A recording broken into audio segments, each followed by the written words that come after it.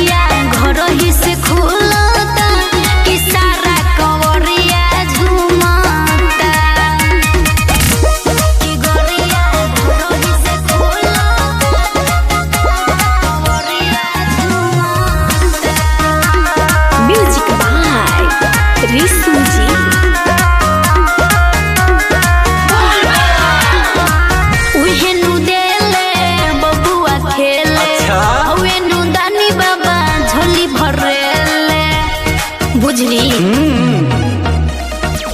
उहेनु देले बबुआ खेले उहेनु दानी बाबा झोली भरेले अपन शिवलावा पे कला जल ढारी सावन के चढ़ते सोमारी पर साल चलल जाई कके तैयारी असो भर बुझा तू लाचारी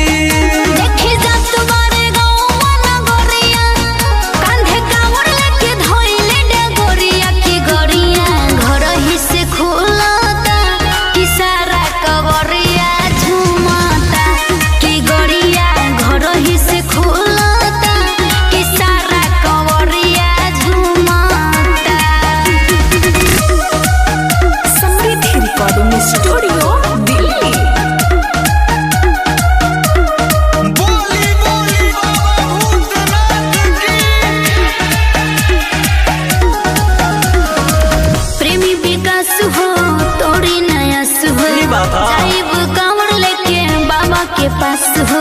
अच्छा अच्छा ठीक बा प्रेमी विकास हो तोरी नयास हो जाइब कांवड़ लेके बाबा के पास हो। सुनू नहीं करे ले बहाना हो गोपी किशन हवे बाबा के दीवाना हो लाल बाबूजी से मांगता नहीं कर जा कैसे करी तोहरा के माना